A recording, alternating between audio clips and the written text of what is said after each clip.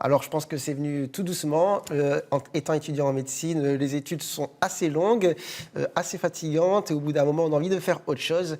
Et du coup, c'est venu naturellement. J'ai toujours été passionné par ce qui était vidéo, cinéma, comédie. Et de fil en aiguille, au bout d'un moment, j'ai voulu faire autre chose que réviser mes bouquins. J'ai commencé à faire des vidéos, ça a commencé à prendre. Et puis, à la fin, ça a terminé sur YouTube. Toujours étudiant en médecine, même si vous êtes interne, vous suivez plus de cours, c'est votre 8e année d'études et vous êtes venu avec un cadeau hautement symbolique de ces études. Oui, voilà, on m'a dit de rapporter quelque chose. Alors, à la base, je me suis dit, que vais-je amener? Mon stéthoscope? Non, j'en ai un petit peu besoin et puis ça coûte vachement cher. Du coup... Combien un stéthoscope? Ça coûte un bon stéto, un peu plus de 100 €. Hein. Bon, ça va. Voilà, c'était la minute. Voilà. Donc, du coup, la Faluche. La Faluche, du coup, couvre-chef typique pour les étudiants en médecine. On aime bien mettre ça. Bon, elle est vierge, celle-ci, donc j'en ai ramené une juste avec le petit badge lillois. Mais voilà, il faut savoir que ça se décore. Il faut mettre des petits pins de temps en temps qu'on récupère à droite, à gauche, qu'on échange avec les étudiants en médecine d'autres régions. Et puis ça permet de fédérer. On va demander des pins, vous êtes formidable pour décorer la Faluche. On va regarder tout de suite un extrait d'une de vos vidéos et puis on continue à discuter juste après. Okay. Laisse-moi te raconter les 6 ans de galère que j'ai traversé. Quand t'es interne, c'est pas le champagne mais les ordonnances que tu fais péter. Okay. Du nez qui coule à la diarrhée jusqu'à la verge cassée. C'est nuit de garde où t'es presque rien payé, c'est pas pour ça que j'ai signé. Hey, mec, t'abuses pas un peu là. J'ai entendu que la première année était dure, mais après ça va. Je suis d'accord, la première année, c'est la guerre, y a pas de pitié. Les CM et les bouquins veulent me tuer. Et dans la salle de D, ton stylo est ton seul allié. Mais après ça, il reste encore du chemin. Des journées et des soirées de révision. Des formules, des définitions qui te font perdre la raison. Et réviser les soirs où y a Koh-Lanta, c'est sans motivation. Mais regarde Avicenne, maintenant où tu en es. Le rap d'Avicenne. Mon Dieu, pourquoi vous avez mis cette séquence? Mais pourquoi pas? Vous avez honte de vos vidéos, Avicenne, voilà autre chose. Non, mais il faut savoir que des fois, il y a des vidéos, on les fait, on les lance, et après, avec du recul, on fait merde, pourquoi j'ai fait ça? On regrette. C'est là, vous regrettez? Un petit peu. Pourquoi? Non, voilà, je trouve ça un peu gênant. En fait, il faut dire que vous vous essayez à différents trucs. C'est ça l'idée aussi, pour essayer de conquérir du public. Au départ, donc on l'a dit, vous êtes en 8e année de médecine. Au départ, vous vous adressiez surtout à vos confrères étudiants. Ouais, à la base, c'était plutôt les étudiants, mais pas forcément médecine. Donc, je faisais des vidéos quand j'étais étudiant sur les galères, révisions, concours, examens.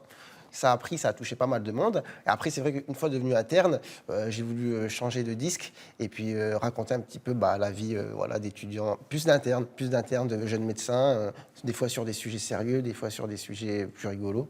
Et puis voilà, et puis un jour, je me suis dit, pourquoi tenter un clip? Je l'ai fait, mais avec du recul, je me suis dit que j'aurais pu m'abstenir. Il marche bien en même temps sur Internet. Ouais, l'idée, c'est de toucher beaucoup de monde. On regarde tout de suite une vidéo sur le quotidien des internes. Ça y est, j'ai terminé mes 6 mois aux urgences. Alors franchement, c'est avec un pincement énorme au cœur que je vous dis ça. C'est vraiment... Enfin, ça m'attriste quand même beaucoup.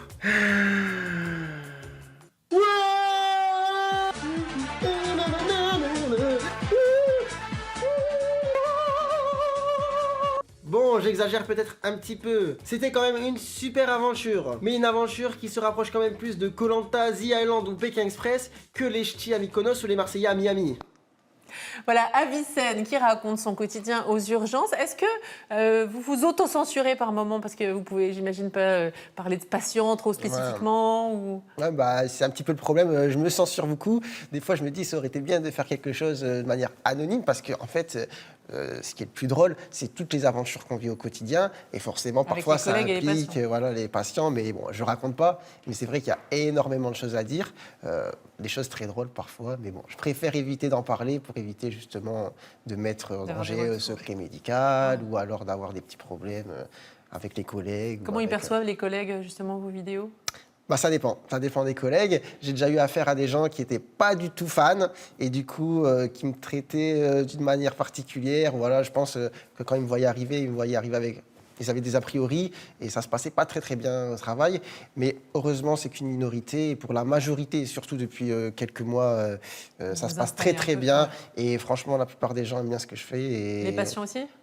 Les patients, c'est rare qu'on me reconnaisse. Ils ne savent pas forcément. Non, c'est ça très reste rare. Dans le milieu médical. Et puis alors justement, vous essayez de toucher un grand public avec aussi des médecins connus que vous invitez dans vos vidéos. Vous avez prévu pour cet été d'inviter d'autres médecins très connus, mais qu'on ne peut pas citer, c'est la surprise. Mais vous avez reçu par exemple Marine L'Orphelin, ex-Miss France, médecin également. Ça, c'est pour toucher aussi le plus grand nombre?